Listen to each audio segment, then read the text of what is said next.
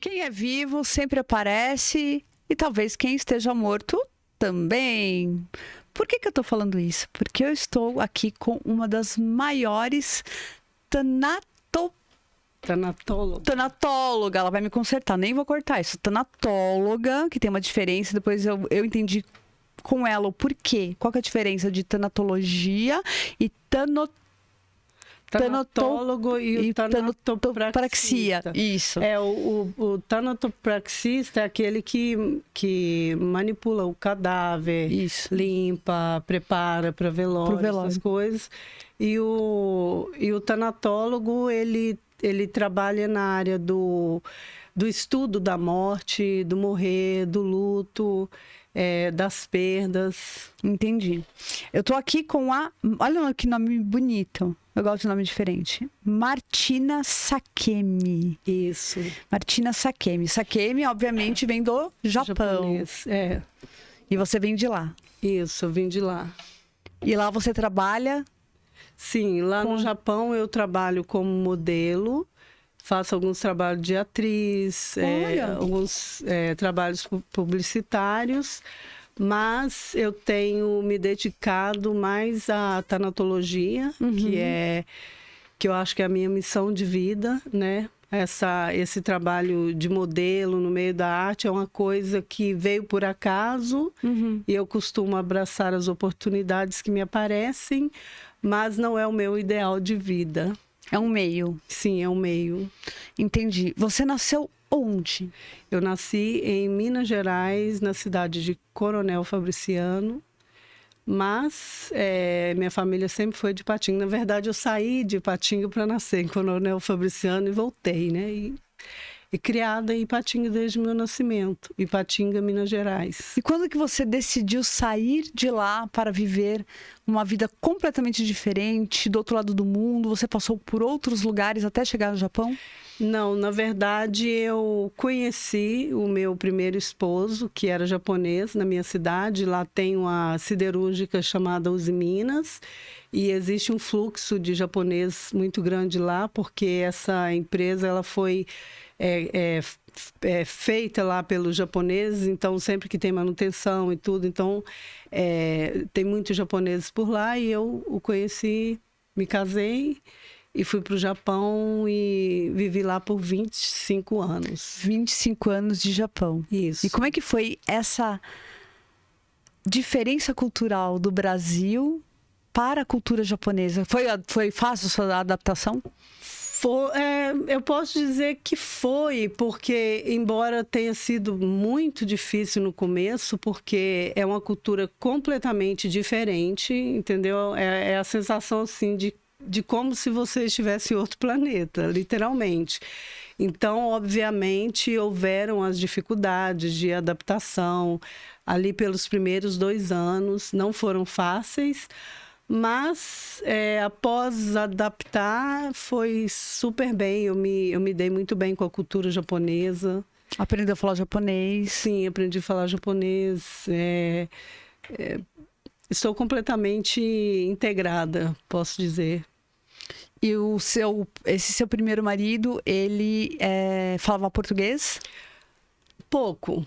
Muito pouco. E como era a comunicação? Na verdade, quando eu conheci, eu achava que ele falava português, né? Porque aquele vocabulário de namoro, eu te amo, você é linda, vamos jantar, eu quero que você seja a mãe dos meus filhos. Olha. E tal. Aí só depois que eu casei, que eu cheguei no Japão, que foi chegando naquela fase do casamento, que precisa de dar umas DR, aí eu descobri que ele não falava português. Entendeu? Ele foi bem esperto. Foi esperto. Aí eu tive que estudar português, japonês, a cultura e tudo, e viver no Japão não é só falar a língua, né? Para você se dar bem lá, você tem que entender a cultura. Que é completamente diferente, né? Completamente diferente. Aí você teve seus filhos lá. Isso, meus filhos. E E é isso.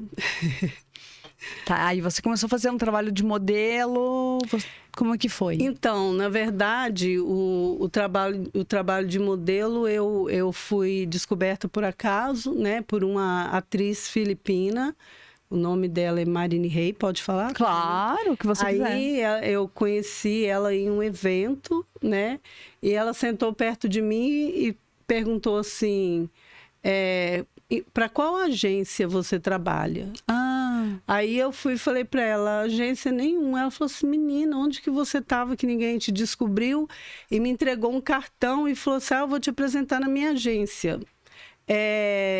Te espero amanhã, 7 horas da manhã, em frente o Hachiko, em Shibuya, que é aquele cachorrinho famoso que eu ia tem perguntar lá. Se era ele, aquele que ficou esperando o dono, né? Isso, aí eu tava lá esperando, porque eu dancei samba por um tempo no Japão, então eu estava esperando para uma apresentação. Aí ela saiu, eu falei, meu Deus, e tal, amanhã eu não posso ir. E cadê? A mulher sumiu, desapareceu. Eu falei, e agora?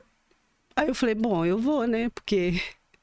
E fui lá, ela me levou nas agências e me registrou e aí aconteceu, né? E para eles, como você tem os olhos muito marcantes, né? Deve ter chamado muita atenção. A cor da sua pele que é muito bonita, mas dourada, né? Assim, os seus olhos são grandes, tipo mangá, né? Ah, obrigada. Você é bem bonita. Obrigada. E aí, ele provavelmente, com certeza, você fez muito sucesso. Na verdade, assim, para ser sincera, depende muito do trabalho que você vai fazer, porque a cultura japonesa, eles valorizam muito a beleza local, né? Então, geralmente, estrangeiros como eu, eles chamam mais para trabalhos que tem a ver com vender algo para o público de fora, entendeu? Ou que o assunto tem a ver com o estrangeiro e tal. Mas, geralmente, quando é produto voltado para o público japonês, eles valorizam mais a beleza local. Que interessante. Como é que você chegou até a tanatologia? Foi assim... O meu primeiro esposo, ele teve um câncer muito agressivo e foram 6 anos de muito tratamento.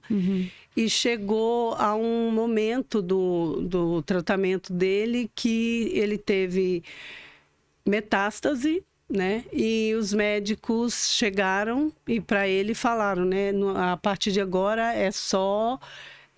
tratamento paliativo e não tem mais cura, mas as coisas hoje em dia estão muito evoluídas e você pode ir prolongando o seu tempo de vida com os tratamentos que estão disponíveis e, dependendo da situação, com outros que forem aparecendo no percurso. E aí até que chegou um ponto que ele fazia os tratamentos, aí os tumores regrediam, a qualidade de vida dele melhorava, e até que chegou uma situação lá que ele começou a definhar, ficar muito magro, o tratamento começou a não responder, e nós fomos em uma consulta e o médico falou para ele que ele não estava respondendo e que eles já tinham usado todos os tratamentos disponíveis, mas que ele ia chamar a junta médica para ver se poderia fazer uma mistura de coquetel, que às vezes funcionava, e que a gente voltasse daí a 15 dias, mais ou menos. E o médico falou para ele num tom, assim, dando esperança para ele, né? E voltamos para casa. E no dia da consulta, nós fomos felizes dentro do carro. Ele era brincalhão, brincando muito comigo. E falou, eles vão fazer um coquetel novo, eu vou chegar lá e vou melhorar outra vez. Porque mais ou menos há 2 anos atrás dessa data, ele estava muito mal e eles recomeçaram um novo tratamento e ele melhorou, ficou vigoroso, bom. E aí, quando a gente sentou na sala do médico, o médico japonês virou para ele assim, seco, sem nenhum acolhimento e frio, e falou para ele assim, não tem nada que fazer por você, você só tem 3 meses de vida. E ele falou, mas não tem nada que fazer, dieta, não. Você pode fazer o que você quiser. Pode voltar a beber, pode isso, pode aquilo, que a sua vida é só 3 meses de vida. E aquilo, assim, foi um choque para mim, tanto pela notícia como... eu não sei o que doeu mais, se foi a notícia ou se foi ver a forma com que falaram para ele, o choque que ele demonstrou. A falta de empatia. A falta de empatia naquele momento. Então, assim, fomos em ritmo de festa e voltamos em ritmo de velório por antecipação. E eu voltei com aquele sentimento assim, meu Deus, o que eu posso fazer para ajudá-lo nesses últimos dias? Porque não vai ser fácil do ponto de vista emocional para ninguém, nem para mim, nem para ele, nem para as crianças. E eu comecei a pesquisar na internet como ajudar pessoas em estado terminal. E em português eu não achava nada naquela época. E aí eu tive a ideia de começar a procurar em outras línguas, em inglês, em espanhol, em italiano, e eu encontrei a tanatologia. E eu comecei a estudar, num primeiro momento, didaticamente o assunto. E aí eu comecei a utilizar as técnicas da tanatologia no paliativo dele, né? Então, eu consegui, através da tanatologia, dar para ele um final de vida mais digno, com acolhimento, com presença, e preparar os meus filhos também para aquele momento que ia vir. E quando ele faleceu, eu consegui também a transitar pelo meu luto de forma saudável e amparar os meus filhos. E aí, tipo assim, doeu, porque dói, não tem como, né? A tanatologia, ela não tira a dor, ela ensina você a lidar com ela. Mas eu conseguia,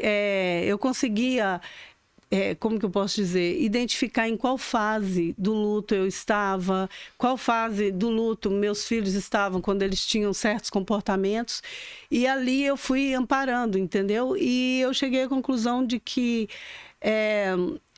o brasileiro precisa de conhecer isso, porque o Brasil, ele trata a morte como se ela fosse algo do qual você pudesse correr, e que a morte fosse algo à parte. Não, a morte, ela faz parte da vida. E a gente, quando a gente entende que ela está aí e que todos nós vamos passar por ela, na verdade, ela te liga à vida. Porque a partir do momento que você entende a finitude da vida, você dá mais valor para cada momento da sua vida. Você aprende a falar amor com mais facilidade, eu te amo com mais facilidade, perdoar com mais facilidade e relevar com mais facilidade. E aí eu resolvi me dedicar a esse estudo, a esse assunto. E então agora eu quero propagar, entendeu? Para o Brasil, para os brasileiros. Difundir tudo tudo que eu aprendi.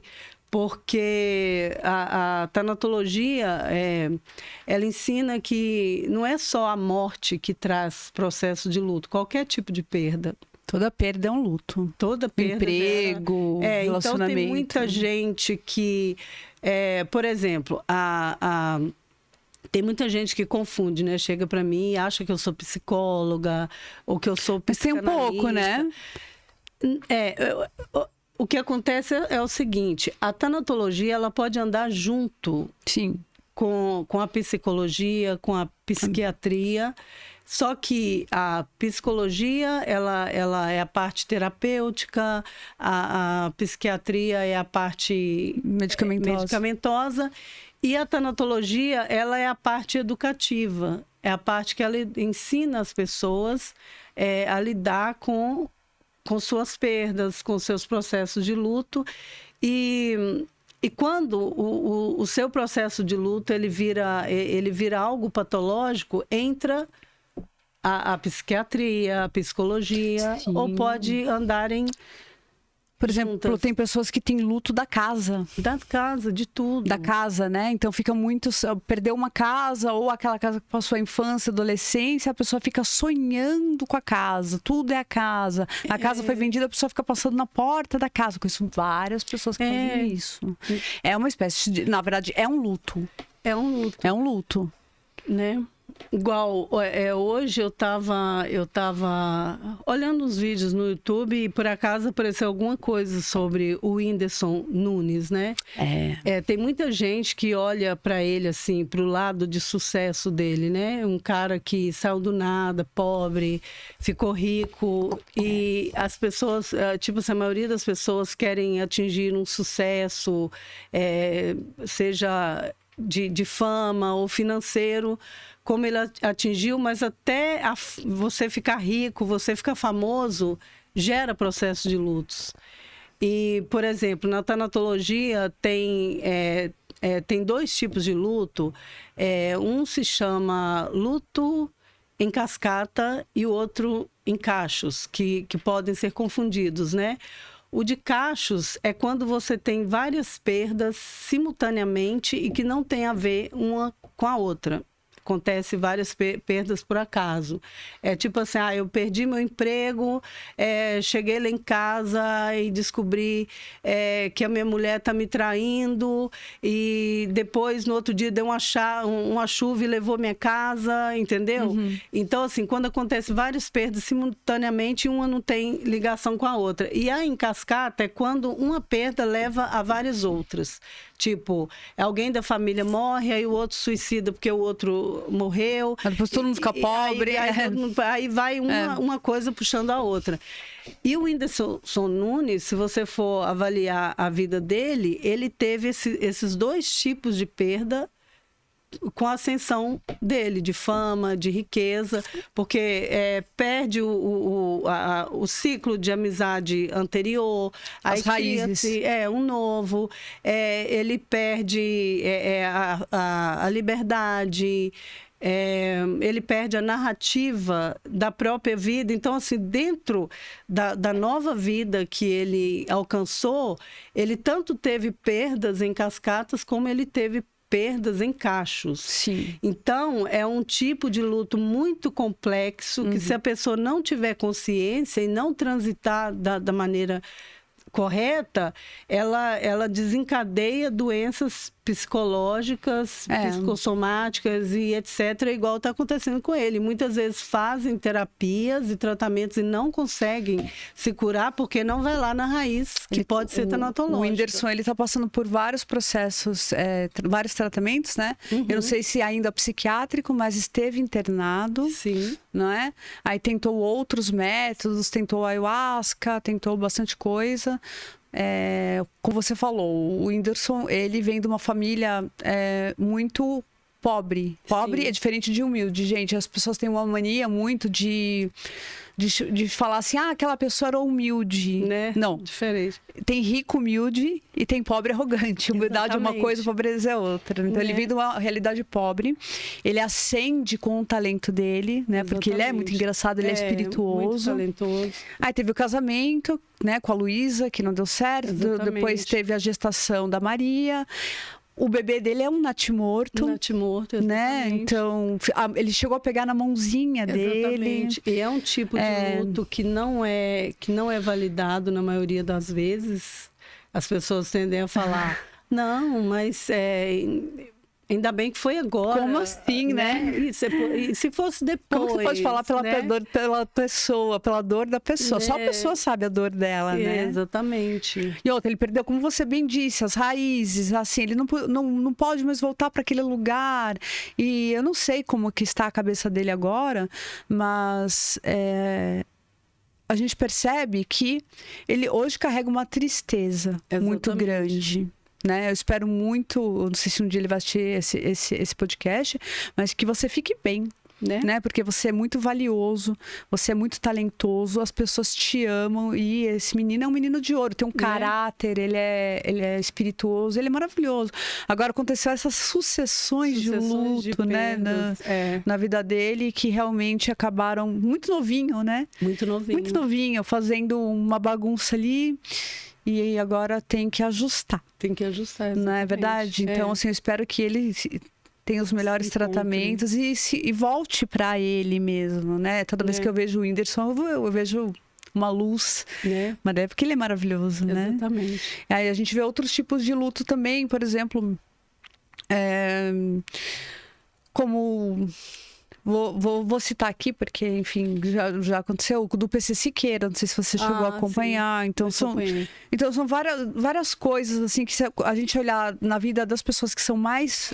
São pessoas públicas. Por que a gente está falando dessas pessoas? Porque elas são públicas, né? Então foram casos públicos que estão aí na internet e nós acabamos acompanhando. E aí a gente faz uma análise de longe, uma análise mais rasa sobre a vida da pessoa, e você vai ver que, se você olhar um pouquinho para o histórico, exatamente, é o cacho que você falou, ou a cascata. Ou a cascata, ou as duas juntas. Ou as duas juntas. Que é o pior, eu acho que é o mais difícil de transitar. Então vem uma coisa em cima da outra. Eu não sei o que você pensa dessa síndrome de super-homem, síndrome de Mulher Maravilha. Tipo, eu tô tendo muitas perdas, e eu fico assim, não, eu aguento. Até quando que a pessoa aguenta? Né? Eu acho que esse eu aguento é uma negação do que está acontecendo. É uma forma de fugir do que está acontecendo. E essa fuga, lá na frente, ela vai aparecer de uma forma não interessante, né? Pode vir como uma doença somatizada. E assim, é o que eu uso dizer, né? O luto, ele não é um local de estagnação, ele é um local de transição. Tem pessoas que têm uma facilidade maior de transitar pelas suas perdas e chegar à aceitação com mais facilidade do que outras. Mas independente se você tem facilidade ou não, o luto ele é para ser transitado. E não existe você passar por um processo de luto e voltar ao que era antes. Nunca. Não tem como você desver o que você já viu. Exatamente. Você já transicionou, você já é outra pessoa, com outra mentalidade, porque, para quem não sabe, a gente tem um processo, né, no cérebro que chama neuroplasticidade. E isso não ocorre só na primeira e na segunda infância, isso ocorre em todas as fases da vida. A gente tem neuroplasticidade, então a gente está sempre aprendendo. O que você tem acesso agora ao conhecimento que você não tinha, você passa a ser já uma pessoa diferente, né? Exatamente. Então, você passar por um processo de luto, seja ele qual for, você já é outra pessoa. Exatamente. Inclusive, na tanatologia fala disso também, né? Que das perdas tangíveis e intangíveis. E ao longo da vida, você vive nascimentos e renascimentos. Então, você tem que transitar pelo luto do sepultamento do seu eu antigo para um novo eu que está renascendo a partir de uma nova experiência. Sem aquele objeto ou aquela pessoa. Exatamente. Né? Aí outra coisa, né? Eu falei a palavra perda aqui, né? No luto, embora a gente usa, né, o vocabulário que o luto ele vem a partir de qualquer perda, na verdade a tanatologia ela incentiva as pessoas a nomear a sua perda. E assim, por exemplo, quando morre um ente querido, né, igual no meu caso, o meu pai morreu, meu pai faleceu, né? Você pode usar meu pai faleceu, o meu marido faleceu. Quando meu pai faleceu, quando meu marido faleceu, e não eu perdi meu marido, eu perdi o meu pai. Porque no seu subconsciente, o seu subconsciente ele não entende muito de linguagem figurativa. Então, quando você fala, eu perdi o meu pai, em algumas pessoas pode ficar gravado no subconsciente que você não, que você foi descuidado. Entendi. Porque você perde algo, na maioria das vezes, foi por um descuido. E se você foi descuidado, você tem culpa. Então, Por isso que muitas vezes quando morre alguém querido, a pessoa fica com aquele sentimento de culpa sem ter feito nada. No Brasil é assim, né? No Brasil, a cultura do brasileiro é: eu perdi um ente querido, eu perdi minha mãe, eu perdi meu pai, eu perdi um filho, eu perdi. Essa palavra aparece muito, né? E para os americanos, eles falam que a pessoa passou. Passou, exatamente.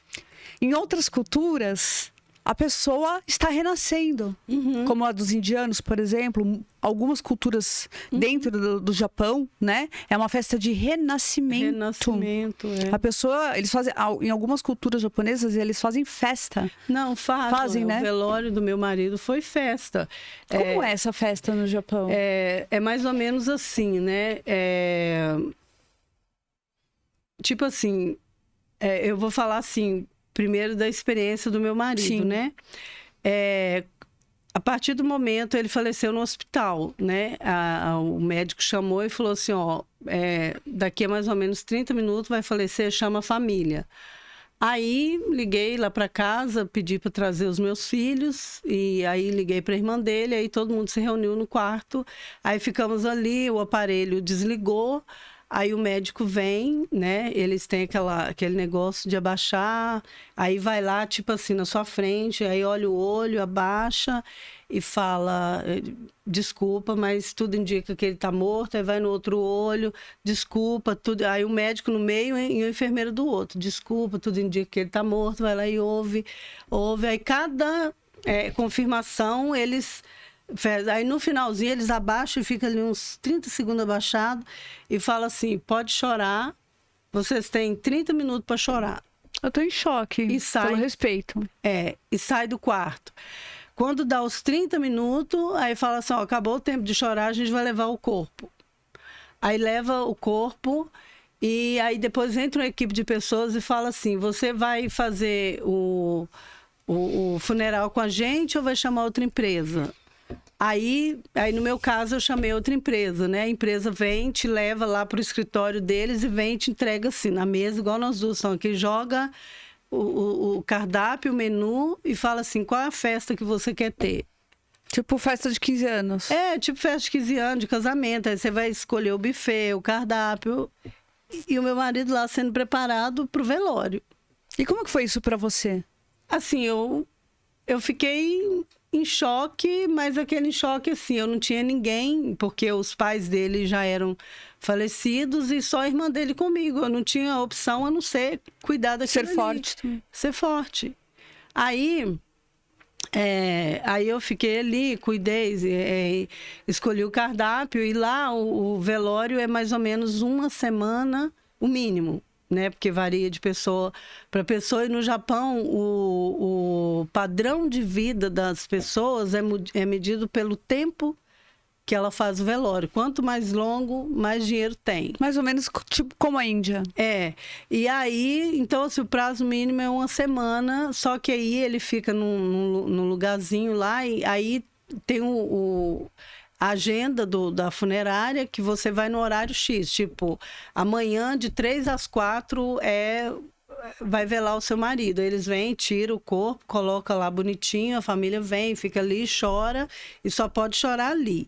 Aí, no último dia, é a cerimônia. Então, na última cerimônia, não pode chorar, porque, de acordo com a crença deles, o defunto, ele morre, ele tá ali, entre os familiares. Sim. E ele está vivendo a vida normal. Se ele trabalhava, ele está levantando, ele está indo trabalhar. Então, o lugar dele na mesa tem que ser posto. A família toda tem que agir como... Igual, por exemplo, meu marido faleceu no domingo, na segunda, meus filhos foram para a escola. Porque a rotina da casa... Tinha que continuar. Tem que continuar. Então, essa não é a minha crença, mas eu fiz tudo direitinho por respeito à cultura dele, claro. A família, né? A vizinhança tá toda ali de olho, né? Você fazendo isso pela cultura, por ele, você sentiu diferença? Te doeu mais ou menos? Olha, do no que caso, você aqui? Deixa eu te falar. Eu vivi um pouco menos, mas eu vivi o velório do pai dele. Eu tinha apenas 3 anos de Japão. Então, para mim, foi um choque. Tá. Mas, quando ele faleceu, eu já estava com 17 anos de Japão. Então, nessa fase, eu já estava, tipo assim, no velório do pai dele, eu achei um absurdo. Eu falei, gente, o velório uma semana, meu Deus, que cansativo. Isso estendeu o sofrimento da família. Aí eu falei com ele assim, nossa, é muito longo o velório. Ele falou assim, mas como assim? Você vai descartar em 24 horas uma pessoa que você ama e que você nunca mais vai encontrar? E já me deu um... A gente nunca pensou dessa forma, né? Aí eu comecei a avaliar, falei, nossa, tem razão. E quando foi comigo, eu achei bom, porque se tivesse sido em 24 horas, e como é no Brasil, eu acho que eu teria sofrido mais, porque ali a ficha foi descendo aos poucos, então... foi mais fácil. Os japoneses, eles sempre surpreendem pro bom, né? Pro bom. Impressionante como eles são espiritualizados. Então, para mim, hoje, eu acho que, para mim, né? Que o mais longo é mais... você se despede... Para você ir processando a informação. Vai processando a informação ali. E aí como que é a festa? No dia da cremação, né? Aí tem a cerimônia, aí vem um monge fazer a reza deles lá e tal. E aí, depois que termina, aí o corpo fica ali no salão e do lado é o buffet. Aí todo mundo fica ali, aí come, ri, conta caso, normalmente. Se você chegar ali, um brasileiro chegar ali de bobeira sem saber do que se trata, acho que está tendo casamento, porque está todo mundo muito bem vestido. As pessoas usam preto lá? Preto. Preto. As mulheres usam preto, totalmente preto, e colar de pérola e brinco de pérola, meia calça preta, ou melhor, se não for da família, é só a roupa preta e a meia calça ela pode até ser da cor da pele e tudo. Mas a família, a mulher tem que estar até com a meia calça preta e tudo pretinho, mas assim, muito bem vestidos, e aquele buffet lindo, muito bem feito. E o pessoal conversa e conta histórias lá do defunto, aquela coisa toda. E aí depois vem a cremação. Aí no momento de colocar o corpo ali na urna, é mais ou menos aquele processo do Brasil que, tipo, no começo, quando recebe a notícia, é aquele chororô. Aí depois o povo não tem força mais para chorar e fica ali tudo.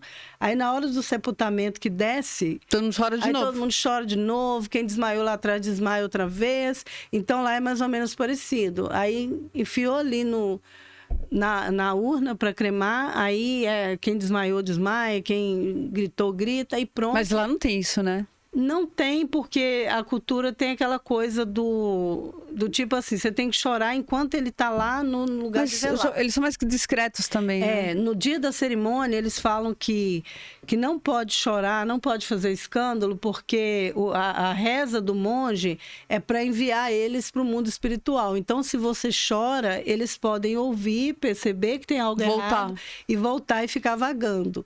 Então, eles falam, por isso que é longo, que é para você chorar bastante até o dia da cerimônia. Para deixar ele em paz. Vai despachar ele em paz. Só que tem aquela pessoa que é mais emotiva e que ela vai chorar um pouco mais ali, porque sabe que não vai ver mais. Mas, assim, não é aquele escândalo. Na verdade, o escândalo que eles fazem são outros, né? Você quer ver barraco de família, vai num velório japonês, que eles deixam para lavar roupa suja ali. Ah, é? Nunca imaginei uma coisa dessa. É barraco, você quer ver barraco, vai no velório japonês. Mas por quê? Tipo, Esse é um bom corte, gente. Barraco japonês. Barraco japonês.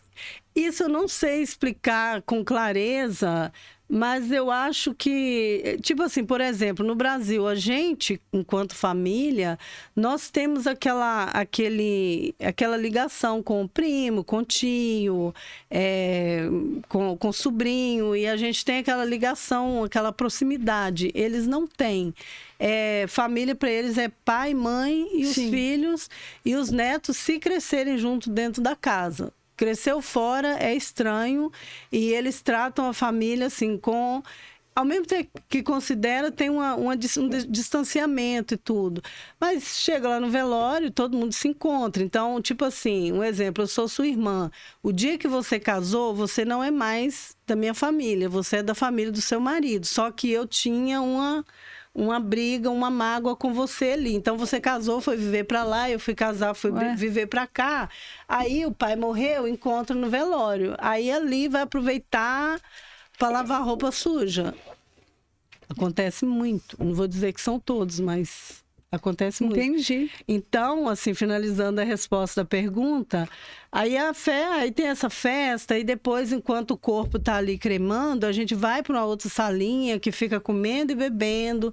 Aí quando vem o pessoal do local trazer bebida, comida, o pessoal fica: quanto tempo que falta para cremar? Aqui, você vai querer pegar qual osso? Aí eu falo assim: a gente era companheiro de andar de bicicleta, eu vou querer tirar o fêmur. Aí o outro fala assim: a gente estudava junto, eu vou querer pegar o crânio. É outra dimensão. Entendeu? É. Eu quero pegar o tal. E geralmente o da garganta, que ele parece um budazinho. Sim. Aí geralmente é uma pessoa mais, ou a esposa, ou a mãe, que tem a preferência para pegar aquele ali. E aí eles ficam discutindo ali quem vai pegar o osso. Aí depois aí quando eles falam assim: tá vindo, que vem aquela, tipo uma maca com os ossos ali e aquela urna para colocar, eles vão ali naquela felicidade, naquela ansiedade para escolher quem vai pegar o osso, e fica ali conversando e comentando sobre vivendo a e aprendendo. Uhum. Aí no final ainda solta aquele assim: nossa, que velório lindo. Né? Hoje, depois de tantos anos, eu consigo ver a beleza nisso, porque a tanatologia, ela ensina o quê? Você tem que... A melhor forma de você honrar a pessoa, o seu ente querido, é você voltando a ser feliz, você voltando a viver. E as pessoas confundem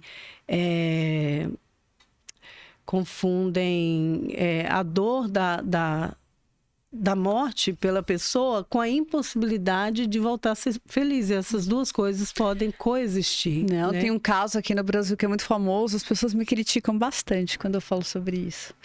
Mas eu gosto de falar. Aconteceu um acidente foi em São Paulo, foi numa estrada, acho que foi na Bandeirantes, não lembro. E tava a noiva e o noivo dentro do carro, aconteceu um acidente de carro. O noivo faleceu na hora, chegou os anjos do asfalto de helicóptero, resgataram a menina. 4 meses depois, a menina estava casada com um socorrista. Uhum. Essa menina foi tão esculhambada. Nossa. O Brasil inteiro esculhambando a menina. Eu falei: gente, eu achei que ela demorou. Não. Porque ela estava viva. Uhum.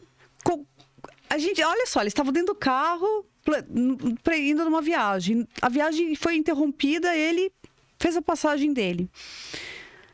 Ela foi lá, desceu um helicóptero, conheceu o cara, se apaixonaram. Ela quis continuar seguindo a vida feliz. Isso não é uma desonra. Não é, muito pelo contrário. Você honra... Onde está a desonra aí? Eu não entendi onde está a desonra. Você honra a pessoa que se foi voltando a ser feliz.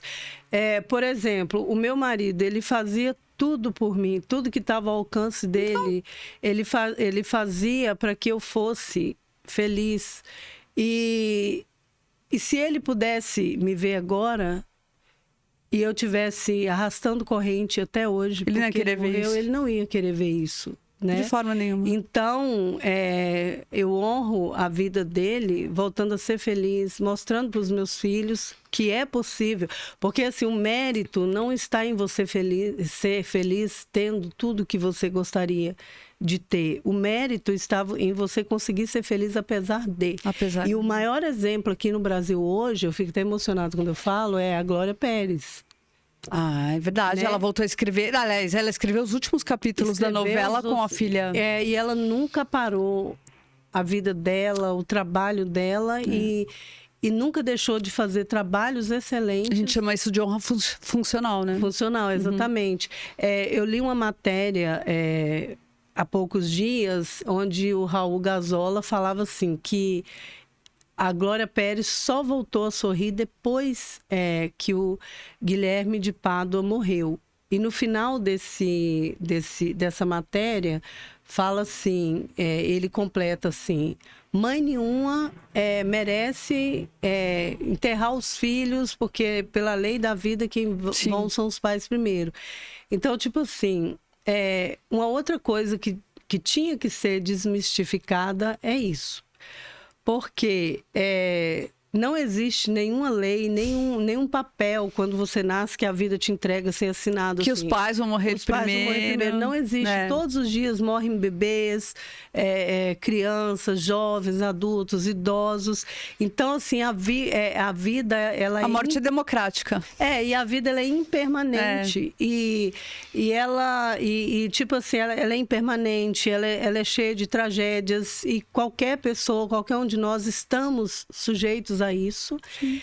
E então, tipo assim, com certeza, enterrar um filho, eu não gostaria nem de imaginar como deve ser isso, porque pelos relatos que a gente ouve, é a pior dor que uma pessoa pode ter, e é um luto que não tem fim. Uma boa pergunta, o luto tem fim? O luto não tem fim. Ou melhor, depende do que é um fim para você. Fim do sofrimento. Se esse fim for você conseguir voltar a ser como antes, não tem fim. Agora, se for você conseguir ressignificar aquela perda e continuar vivendo, seja como sobrevivente, que a Glória ela é uma sobrevivente, ou seja, conseguindo reintegrar aquela perda e conseguir ser feliz. Tipo assim, eu acho que aquela felicidade plena, talvez a Glória Pérez não tenha, mas momentos felizes, pequenos momentos, que ela tem os netos dela. Martina, as pessoas, elas pensam que, a maioria pensa que felicidade é um lugar. Exatamente, não é. Só que ela não é um lugar, ela é um sentimento transitório. Então as pessoas ficam perseguindo algo utópico. Utópico, exatamente. Não existe isso. O dia que eu for feliz, amor, você tem que ser feliz agora. Exatamente. Faça por onde, seja feliz no momento. O que nós temos agora? O momento. Então faça desse seu momento o melhor possível. Exatamente. O que vai te fazer feliz agora? Né? Agora as pessoas pensam, quando eu casar eu vou ser feliz, quando eu ganhar na Mega Sena eu vou ser feliz, quando eu vou... Não, isso não existe, gente. É a mesma coisa que caçar um pote de ouro no final do arco-íris. Exatamente. O que utopia, vai me fazer, né? Exatamente. É utopia. Exatamente. Então são momentos. Eu não sei por que as pessoas têm essa fantasia de felicidade. Exatamente. O que vai me fazer feliz agora? Fazer o melhor podcast. Não é verdade? Não é o que a gente tem agora? É agora. Um segundo atrás a gente não tem mais. Segundo na frente a gente não tem. Então, na verdade, assim, a minha definição de felicidade é você viver da melhor maneira possível e você saber lidar com os momentos difíceis da melhor maneira possível. Tudo é transitório. Tudo é transitório. E chorar é sinal de fraqueza no luto? Não. É necessário? É necessário chorar. Se a pessoa sentir vontade de chorar, tem que chorar. Eu vou dar um exemplo que aconteceu comigo. Quando o meu primeiro marido faleceu, algumas amigas ficaram indo lá na minha casa, dar um suporte, né, nos primeiros dias após a morte dele. E elas me presenciaram chorando em alguns momentos. E elas diziam para mim assim, não, você não pode chorar. Você tem que ser forte pelos seus filhos. Então, se você não tem que ser forte, entendeu? Se você sentir vontade de chorar, você chora. Se você sentir raiva, sente. Porque o luto, ele tem 6 fases, né? A negação, a raiva, a depressão, a barganha, a aceitação e o significado, que é a sexta, que ela é recente, que ela foi... Antes eram 4, né? Agora são 6. Na verdade, são 5, mas é porque como que fala? Tem 2 que dependendo da cultura, ela é integrada em uma só. Entendi. Né? Mas pelo método da Elizabeth Kubler-Ross, são 5 etapas. E a sexta foi colocada pelo David Kessler, que era o pupilo dela, né? Que acompanhou ela até nos últimos momentos. E ele integrou a sexta, que é o significado. Que é quando você encontra um significado dentro daquela sua perda para seguir vivendo. Seja voltando a viver por aquela pessoa, seja buscando por justiça, como a Glória Pérez fez até o último momento. Seja... por exemplo, lutando por alguma causa relacionada àquela perda que você teve. E então aí o caso do choro, como no meu caso, né? Você tem que chorar, sentir raiva, se for o caso. E aí eu falava para elas assim, como assim eu não vou chorar? Eu vou mostrar para os meus filhos que não é... Que tipo assim, se eu não choro, para eles é normal você... Ser indiferente à morte. Ser indiferente à perda de uma pessoa tão importante pra gente, entendeu? Eu não tenho que ficar vitimizando, igual tem mãe que fala assim, eu já vi isso muito acontecer, você quer que eu morra também, igual seu pai e tal. É lógico que não pode chegar tanto, mas chorar não é sinal de fraqueza, não é todo mundo que chora, porque cada pessoa é um indivíduo. Tem pessoas que, do mesmo jeito que chorar é normal, o não chorar também é normal, porque existem várias formas de sofrer a dor do luto, né? Cada pessoa atravessa o luto à sua própria forma e ela também não precisa cumprir um requisito, né? Exatamente. Então, a barganha pode vir primeiro, ou primeiro pode vir a raiva. Exatamente. Então, não tem uma... Na verdade, assim, de acordo com os estudos da Elizabeth Kubler-Ross, não existe uma ordem, mas, em geral, começa com a negação. Em geral, com a negação. Mas, depois da negação, pode vir a raiva. Aí, depois você está lá na barganha, você voltar na negação de novo. Então, até você chegar na aceitação, você pode ir de uma para outra... Fica transitando. Transitando ali até digerir tudo. E aí, quando você chega na aceitação, é porque você já entendeu, já digeriu a perda. E a partir dali você vai ressignificar ela. E qual o tempo, você trabalhando com essa prática, quanto tempo de luto máximo você já acompanhou? Olha, não existe um prazo máximo de luto. Embora eu não sei como está hoje, eu já li em algumas coisas na psicologia que é no máximo 2 anos e passou disso é patológico. Mas de acordo com a tanatologia, não existe um prazo máximo. E o que diz se o seu luto é patológico ou não, depende de como você está lidando com ele. Por exemplo, a Glória Pérez, é visível que ela ainda está de luto. Sim. Entendeu? Sem dúvida. Mas o luto dela é um luto especial, é um caso à parte. Então, não dá para falar que o luto dela é patológico. Sim. Porque não tem como... Seria até uma ofensa, né? Mas, às vezes a pessoa... Por exemplo, aquela mulher que se divorciou. Né? Porque um divórcio também luto. gera um processo de luto. De pessoa viva. O cara já casou, já teve filho, já separou, já casou de novo e ela tá ali sozinha, infernizando a vida das outras companheiras dele, dos filhos dele, e ela não segue para frente, fica ali amargurada, infernizando todo mundo, infernizando o cara, a família dele. Então isso é um luto patológico, né? Mas o luto em si, ele não tem um prazo certo, né? Tem pessoas que conseguem transitar e chegar à aceitação muito rápido e tem outros que levam anos e tem outros que ficam ali pro resto da vida, quando um caso é muito pesado, como no caso da Glória Pérez, por exemplo. A mãe da Isabela Nardoni, né? Também. Ela é uma mulher, e na época era uma menina, ela tinha 22 anos quando aconteceu. Ela teve não lembro se ela tinha 19, se ela teve ela com 17. Acho que ela teve ela com 17. Não vou lembrar, mas eu acho que ela tinha 20 e poucos anos. Ela teve novinha, ela teve menos de 20, né? Não, ela estava no colégio quando ela teve. Aí, quando aconteceu, acho que ela tinha 22 ou 23, uma coisa muito nova. E aí ela fez disso uma causa.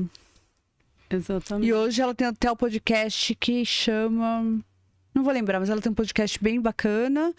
E ela tem uma causa, né? E hoje ela tem mais 2 filhos.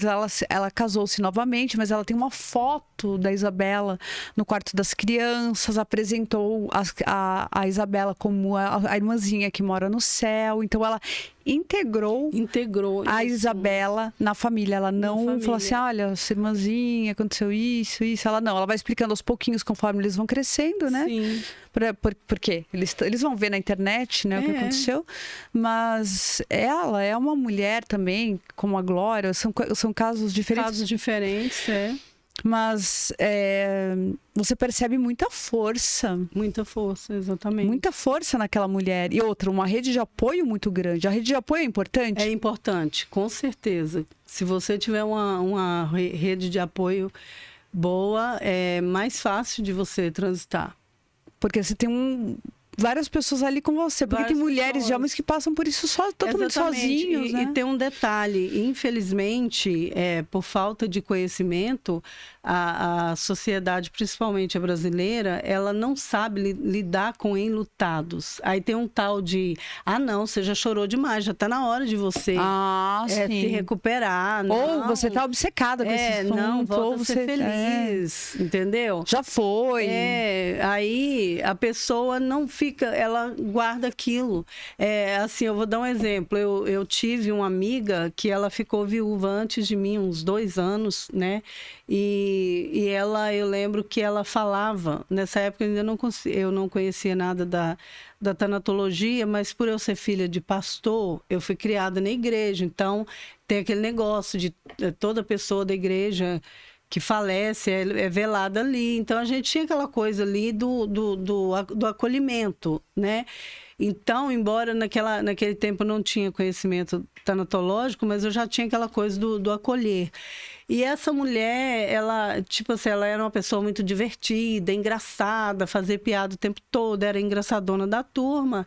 E, de repente, a gente começou a sair e o assunto dela era o marido, os dias anteriores ao falecimento, os dias posteriores, e o assunto dela girava em torno daquilo ali. E chegou um ponto que os amigos falaram assim, nossa, tá insuportável sair Tadinha, com a fulana, né? Uhum. porque ela só fala daquilo. E eu falava para ele assim, olha, ela fala disso o tempo todo porque ela ainda está na fase da negação. Então, quando ela está falando para você, ela não está falando para você, ela está repetindo a história para ela mesma. Enquanto a ficha dela não descer, ela não vai mudar de assunto. E aí esse amigo meu, ele tinha mania de falar que a gente tinha que ser caridoso, que tinha que levar comida para pobre. Eu falava para ele assim, você acha que fazer caridade é só levar comida para pobre? Ouvir uma pessoa enlutada, uma pessoa que precisa de conversar também é um ato de generosidade, de caridade. É alimentar a alma, né? É alimentar a alma. Porque o corpo precisa de alimento, mas a alma também precisa. Então, nada melhor do que um outro enlutado para entender o outro. E mesmo entre enlutados, costuma ter um certo preconceito no que tange ao fato de que... tipo assim, eu vou dar um exemplo. O meu pai... Quando ele faleceu, ele estava com 90 anos, né? E ele já estava um pouquinho adoentado, já uns 3 meses anterior, estava na cama e todo mundo já estava esperando, né? Aí ele veio a óbito. Então, tipo assim, o impacto do luto em mim, perdendo um pai, aí ó, já usando o vício, perder, com o falecimento do meu pai... É bem diferente do meu filho com 16 anos perder o pai. Então, perder o pai aos 16 anos, aos 5, aos 20, aos 40, tem impactos diferentes. Então, às vezes, a pessoa perdeu um pai lá com 95 anos, ele transita rapidinho, mas aí a outra que perdeu um pai mais novo, numa situação mais trágica, ela não entende por que essa ainda está presa mais tempo no processo se ela, que também perdeu o pai, já saiu. Essa vai passar pela raiva, bastante pela raiva. É diferente, né? Ninguém tá diminuindo ou comparando dor. Mas, por exemplo, com o exemplo que você deu, você perdeu uma... De novo, né? A gente olha só como o nosso cérebro é programado para falar isso. Quando a pessoa faz a passagem dela e a pessoa tem 90 e poucos anos. Eu tive uma tia de 103 anos. Então todo ano lavavam o túmulo dela. Eu falei, gente, deve ser o segredo da longevidade, é lavar o túmulo, comprar um túmulo e ficar lavando. Você nunca vai, né? E aí, um dia ela foi, eu tinha que ir, né? Tinha que ir. E aí ela foi. Mas você não passa pelo processo da barganha, você não passa pela raiva, Exatamente. Porque você já vem esperando. Todo esse luto ele já vem sendo trabalhado antes, porque o luto ele é antecipado também. É antecipado, isso se chama luto por antecipação, de uma forma mais popular, né? Luto a conta-gotas. A conta-gotas. Que você já fica ali aos poucos, né? Ainda mais, por exemplo, no caso do meu marido, eu vivi o luto a conta-gotas, porque a pessoa 6 anos, com câncer, ela começa lá a desfalecer, você pensa, é agora. Aí vai, toma lá uma injeçãozinha, fica internado 2, 3 dias, melhora e fica bom ali 3 meses. Aí daqui a pouco vem de novo. Então, e é aquele processo assim, você sabe que a pessoa vai, mas não sabe quando. Então, assim, é um luto por antecipação e é a conta-gota. Você fica ali meio que velando um cadáver vivo. Sim. Né? Sim. Então você vai preparando. No seu caso, foram 6 anos nessa... 6 anos. Só que, assim, esses 6 anos não foram todos dessa forma, né? Foi mais ou menos a partir do 2º ano e meio, quando deu metástase, que foi ficando dessa... Entrou no conta-gotas, né? Entendi. Acontece, tem uma passagem até para relatar aqui, aconteceu com a minha avó materna, né? Tava todo mundo na sala, não sei porquê, ela tava em casa, mas ela já tava para fazer a passagem dela e ela tava acamada, tinha a dona Nenê que cuidava dela, que era enfermeira dela. E aí, eu estava do lado dela, da minha avó, né? Tava eu, a dona Nenê e ela na cama. E minhas tias brigando, elas estavam brigando. Caso de família, estavam brigando na sala por causa de bolacha, de biscoito recheado. Eita. Aí, alguém fez uma sopa para minha avó, pediram para levar a sopa e eu levei num pano de prato novo. Minha avó já não estava verbalizando, mas ela estava consciente. Aí ela colocou assim na lousa que ela escrevia, né? Meu pai e minha mãe estão aqui. Nossa. Aí depois ela colocou assim, troca esse pano de prato, que esse pano de prato é novo. Pega um velho para sujar. Aí eu fui lá trocar o pano de prato. Ela brigou comigo por causa do pano de prato. Fui lá, peguei o pano de prato e falei, a avó quer um pano de prato mais velho para poder sujar, não quer usar o novo. Quando eu voltei, ela tava assim, né? Pra tomar uma sopa. Quando eu voltei, ela tava com a cabeça de lado, assim. E a dona Nenê, assim, ó. Na cadeira de balanço. Eu falei, ela não vai tomar sopa? Aí ela falou assim, não vai. Eu falei, ela dormiu? Ela falou, não dormiu, não. Eu falei, mas por que ela tá assim? Ela falou assim, porque ela passou. Nessa naturalidade. Eu falei, ela morreu? Ela morreu? Ela falou assim, não, ela passou, ela tá aqui ainda. Eita. Pode pegar na mãozinha dela, tá bem quentinha. Ela acabou de fazer a passagem, mas fica calma, fica aqui comigo quietinha. Deixa as suas tias brigando lá, vamos dar um tempinho aqui, depois eu vou lá na sala, né? E converso com elas. Por enquanto fica aqui quietinha. A gente ficou lá meia hora em silêncio, eu e a dona Nenê. Eu segurando a mão da minha avó, nem sentindo a mãozinha dela assim. E aquela paz no quarto, aquela coisa assim, a lousa escrita. E foi um processo bem bonito para mim. Eu tinha 17 anos. Nossa. Mas a dona Nenê, que é enfermeira que ela de cuidados paliativos, ela me ensinou. Depois ela foi lá dar a notícia. Aí começou, parecia uma novela mexicana. A gritaria, o escândalo, o show, o terror. Aí eu saí do quarto. Aí eu saí do quarto. Aí vi toda a preparação, a dona Nenê que preparou o corpo dela, escolheram a roupa, eu vi vestindo e tudo mais. Nossa. Mas aí, ali eu fui treinada. Sei. A dona Nenê, com toda a sabedoria dela, me treinou ali. Pois é. E depois, quando eu fui fazer faculdade de psicologia, eu fiz um semestre só sobre luto. O que eu fiz? Ficava em velórios. Trabalhando. Eu trabalho online, né? Levava meu computador, pegava um Wi-Fi lá do velório e ficava trabalhando e observando as pessoas.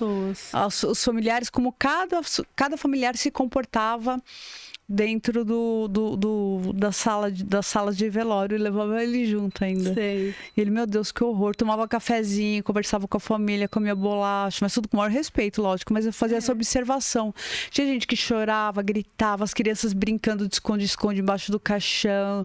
Para as crianças não existe. Aí eu fiquei pensando, então eu coloquei isso no meu seminário. Por que para as crianças não existe sofrimento? Porque o sofrimento é ensinado. É ensinado. Exatamente. A dor é ensinada. A maneira como vai doer. Não é que a dor é ensinada. É a maneira como você expressa a dor é ensinada. Escândalo, tudo aquilo. É tanto. Quanto mais culpa, mais escândalo. A questão do ensinado é tão real que, tipo, é igual eu tô te falando, você não vê, assim, no momento solene do velório japonês, você não vê. Tipo assim, os espetáculos que você vê no Brasil, né? Geralmente, igual esse negócio do barraco que eu te falei, acontece quando eles saem dali para a sala de festa, né? Que é a sala dos ossos. Não, eu digo assim, quando eles saem, que fica o corpo numa sala, né? E do lado fica o buffet. Aí, quando eles saem dali, daquela questão ali solene, eles vão pro buffet. Então, é ali que ocorre a lavação de roupa suja. Entendeu? Mas, enquanto estão ali, você não vê espetáculo, você não vê choradeira, porque eles são treinados desde cedo para aquilo ali.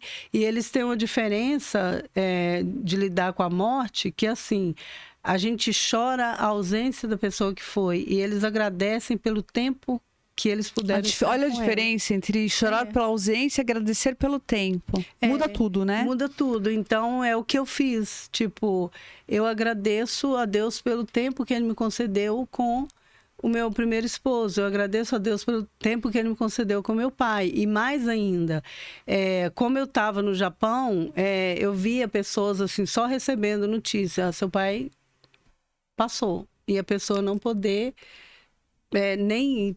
né? Porque é muito curto no Brasil. E eu falava com Deus, eu não queria ter que passar por isso. E Deus me deu a oportunidade de estar os últimos 3 meses com meu pai, e ele morreu no meu braço. Aqui no Brasil? Aqui no Brasil. Tipo assim, eu e meu irmão, eu tava com ele assim, meu irmão do meu lado, e tipo assim, o último olhar do meu pai vivo foi para nós dois. Entendeu? Aí as pessoas falam pra mim assim, nossa, eu não queria estar na sua pele, que triste. Eu falo, não. Depende pra quem, né? Que triste. Eu falo, não foi triste. É óbvio que se a gente pudesse escolher, a gente queria eles vivos eternamente, pra sempre.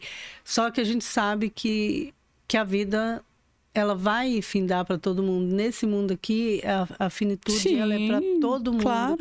E se era para ser, que fosse assim. Entendeu? Então, eu não vejo como um evento triste. Você vê como os brasileiros são... Para o brasileiro, a morte é uma tragédia. É uma tragédia. É uma tragédia que você tem que chorar, gritar, que é um absurdo, que é uma injustiça, que é isso, que eles inventam várias teorias. E em outras culturas, como a cultura oriental, a cultura indiana e outras culturas, é uma festa, uma celebração para uma nova vida. Exatamente. Então, a cultura interfere muito na questão do luto. Exatamente. Você trabalha com o público de mais brasileiros, mais japoneses? Então, o meu público, na verdade, é assim. Como eu comecei a estudar isso no Japão, então, assim, por exemplo, quando eu conheci a Thaís, eu estava dentro da questão artística. E aí eu falei para ela sobre a tanatologia, e ela falou, porque você tem que... me incentivou, né, a abrir canal no YouTube, Instagram, mas eu trabalhava com isso como que fala?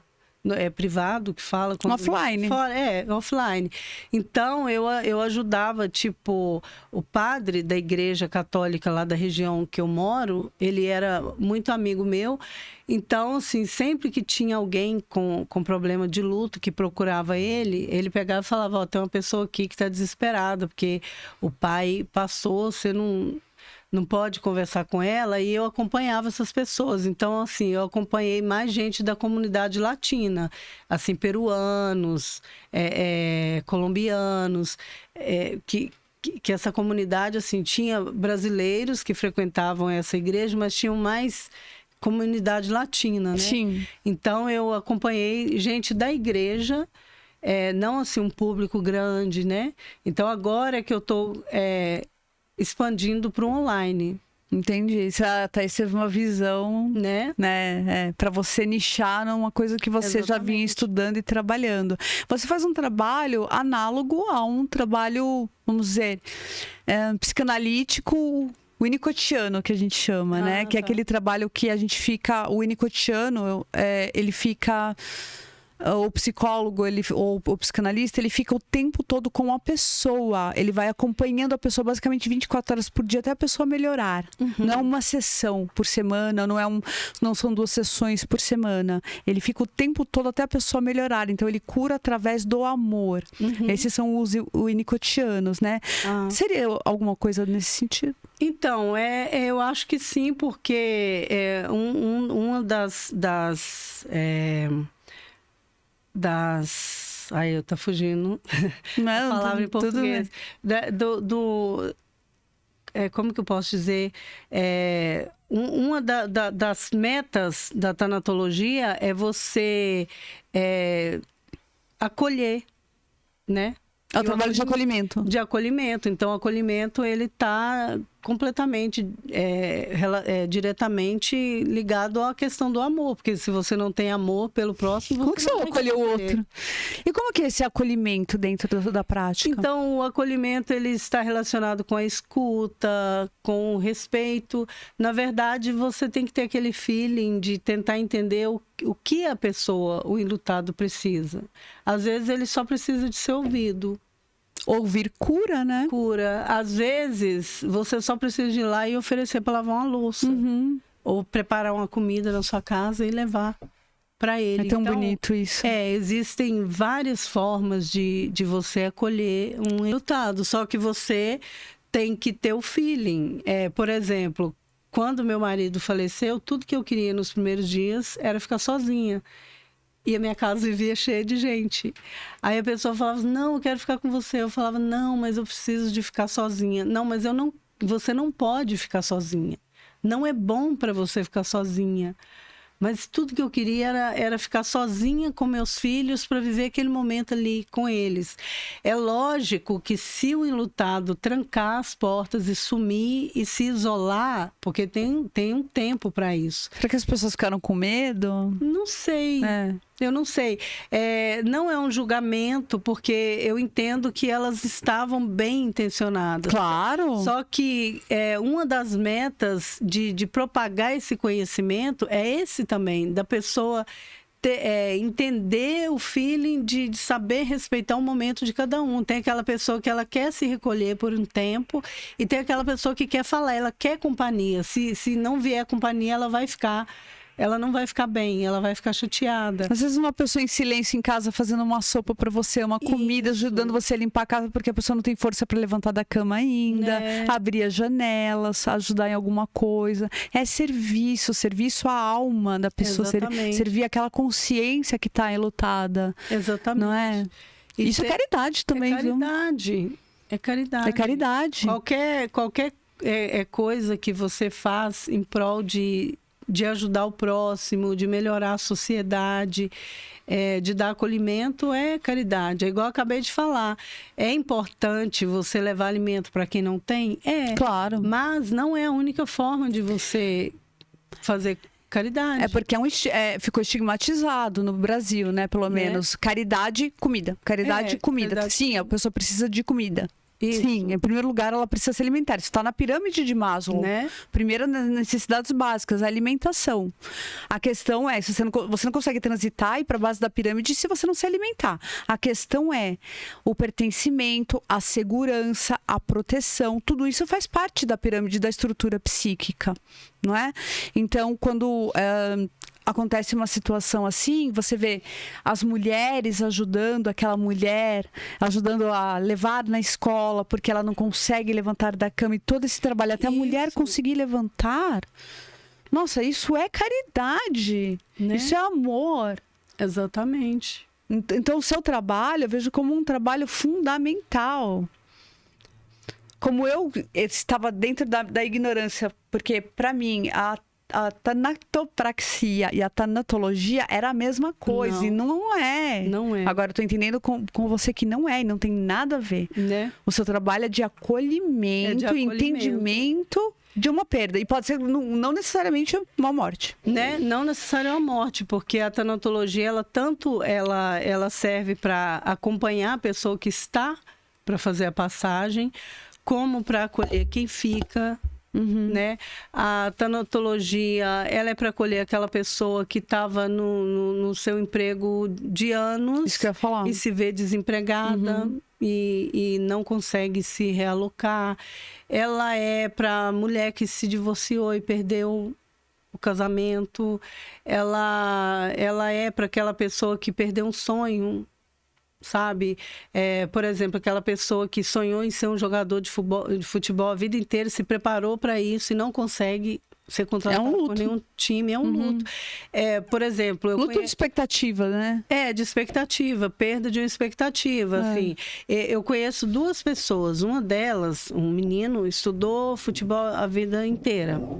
E como ele é a geração Neymar, quero ser o próximo Neymar. Eita. Não conseguiu nem ser contratado por nenhum time. Só que ele seguiu para a faculdade, fez faculdade, se formou, agora está trabalhando na profissão. E, em contrapartida, eu conheço um japonês que estudou futebol a vida inteira no Brasil, veio aqui pro Brasil, o pai dele pagou para ele jogar no Corinthians um tempo. Eu não sei se ele jogou como jogador ou se jogar ali treinando. Isso aí eu não sei te dizer. O fato é que jogou aqui no Corinthians muito tempo, se preparando para voltar para o Japão com aquele currículo para ser contratado e não conseguiu contratar. E esse cara entrou na depressão e não conseguiu fazer nada. Tipo assim, a vida dele só não foi pior porque a família dele é abastada. Então, o pai dele acolheu lá financeiramente, mas ele não conseguiu, até a última notícia que eu soube, a se fixar em profissão nenhuma. Em outros casos, pode acabar até de forma pior, né? Até de forma pior.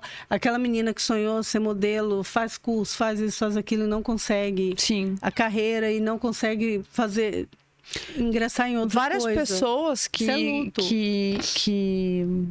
desistem, vamos dizer assim, né? Toma cuidado com o YouTube. Que desistem, por exemplo...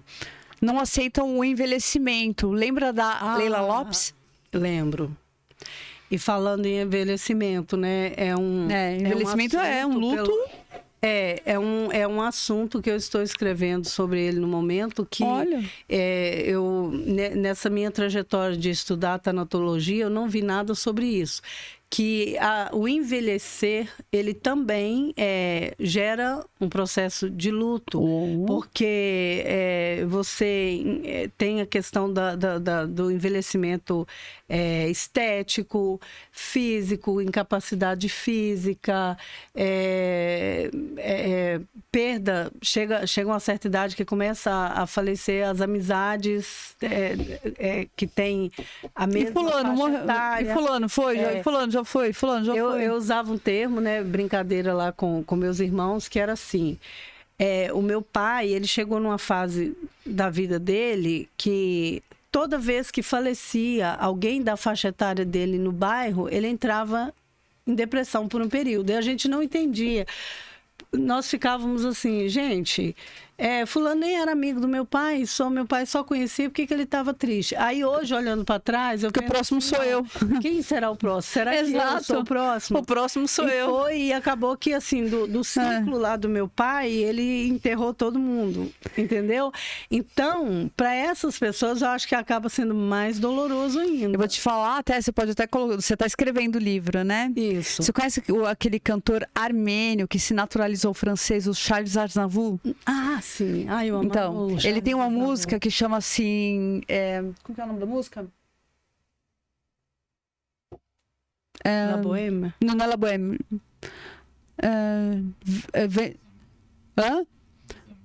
Mes amis... ele fala assim na música. Et encore, o nome da música. Et encore. Lembrei, encore. Então ele fala sobre o genocídio armênio, né? E ele fala sobre essa transição quando ele foi acolhido na França. E encore é uma música muito forte, que eu escutava muito com meu pai, né? Eu sou alfabetizada em francês, né? Não sou alfabetizada em português. Eu fui aprender português depois. Sim. E aí todas as músicas eu escutava em francês. E era uma música que eu escutava com meu pai que era muito triste. E aí só depois que eu fui entender o significado, que ele está enlutado por ter perdido a pátria, que é a Armênia, por ter perdido os amigos, porque ele fala na música que os amigos morreram e não voltaram mais. Os 20 anos dele, quando ele tinha 20 anos na Armênia, não vão voltar mais. O cachorro dele fala, Monsieur, ele não vai voltar mais. Então é uma música que parece assim, ela é melancólica, ela é bonita, ela é forte, mas ao mesmo tempo ela fala de lutos. E... Uma música que você pode usar como um exemplo de luto, até de envelhecimento. Procurar. Eu gosto muito do Charles Aznavour, mas esta eu não conhecia. La Bohème é mais famosa. Você falou isso aí, eu me lembrei do... Como chama aquele menino lá, aquele cara que foi o projetista de Brasília, que desenhou os prédios lá? Oscar Niemeyer. Eu vi uma entrevista dele, eu nunca mais consegui achar essa entrevista. Se eu não me engano, foi com Pedro Bial, e era quando ele fez 100 anos de idade, eu não tenho certeza. E eu tenho uma lembrança do Pedro Bial perguntando para ele, você não se sente...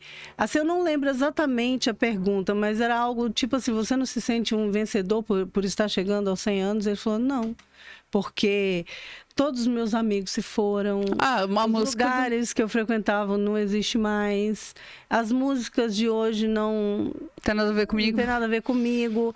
Os meus netos, meus bisnetos não basicamente entendem. A música é encore.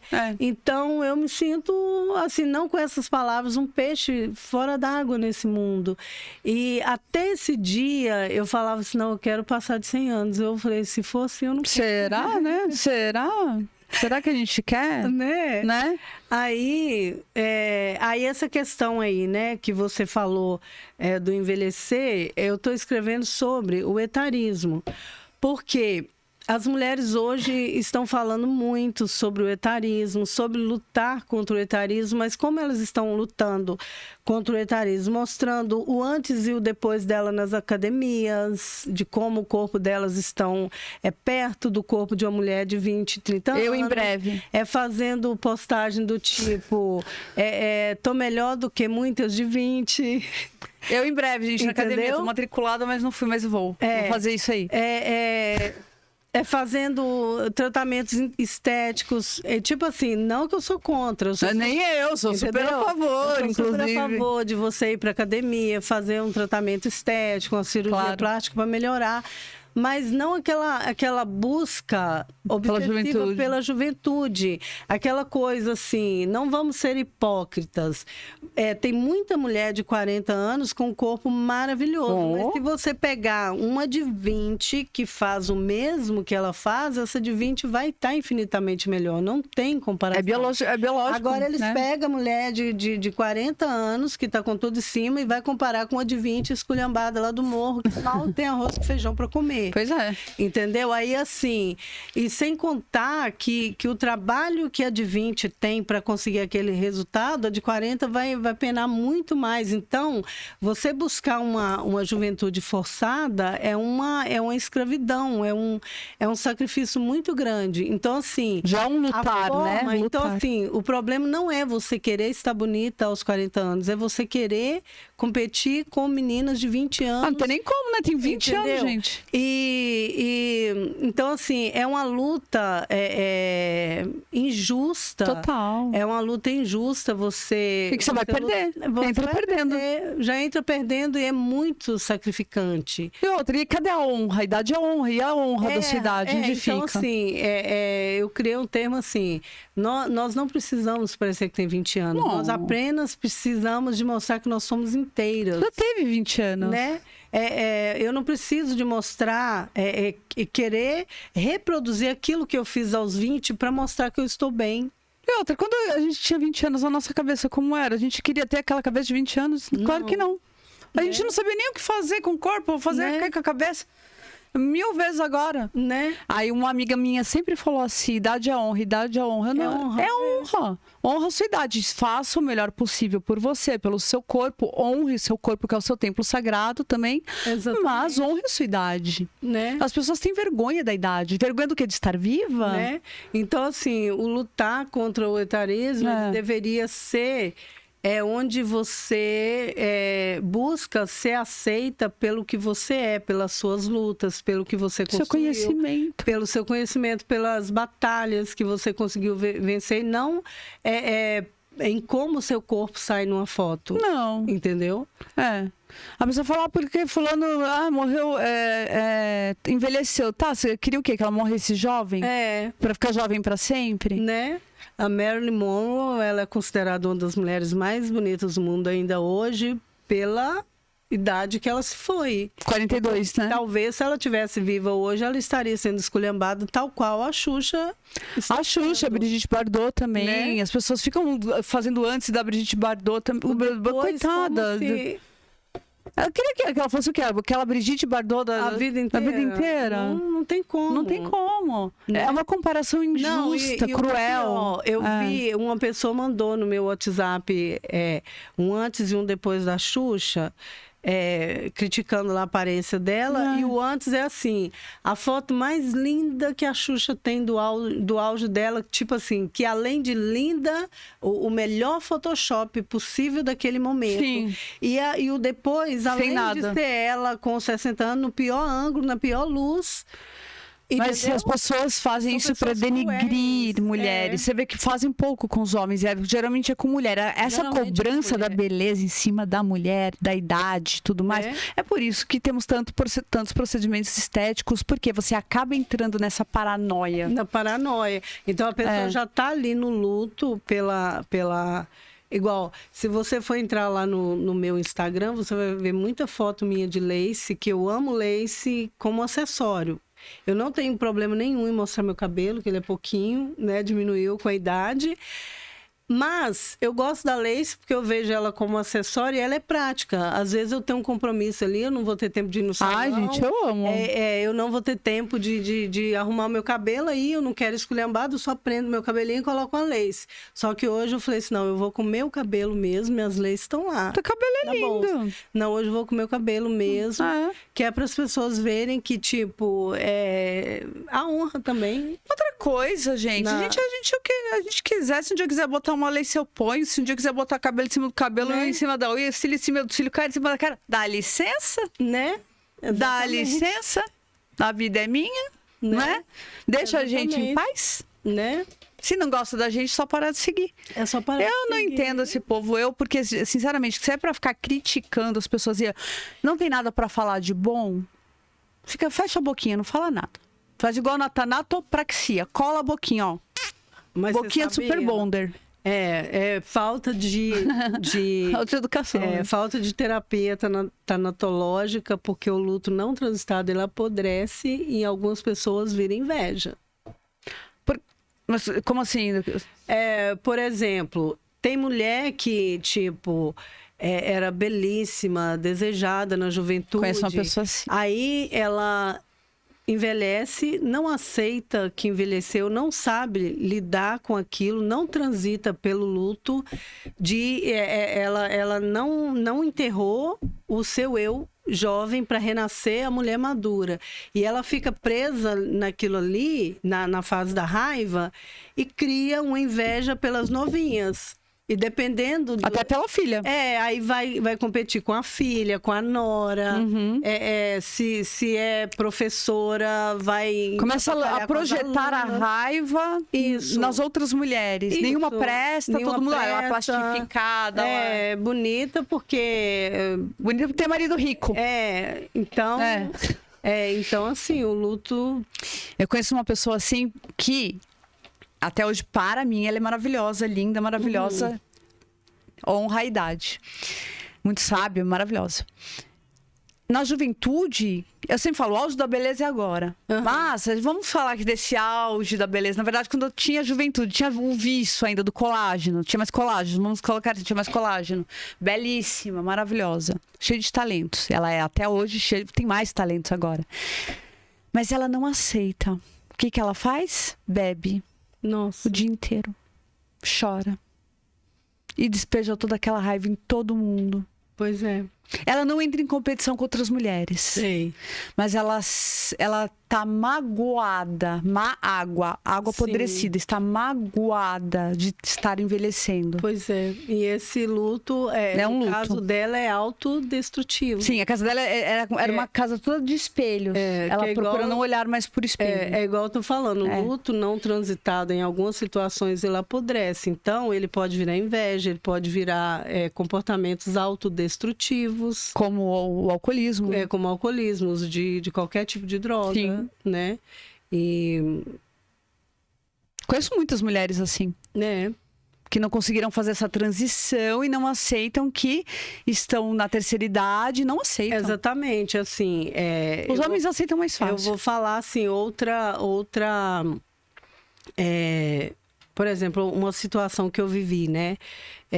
Eu estava na fase ali da depressão, porque o meu filho desenvolveu alguns problemas de saúde neurológica.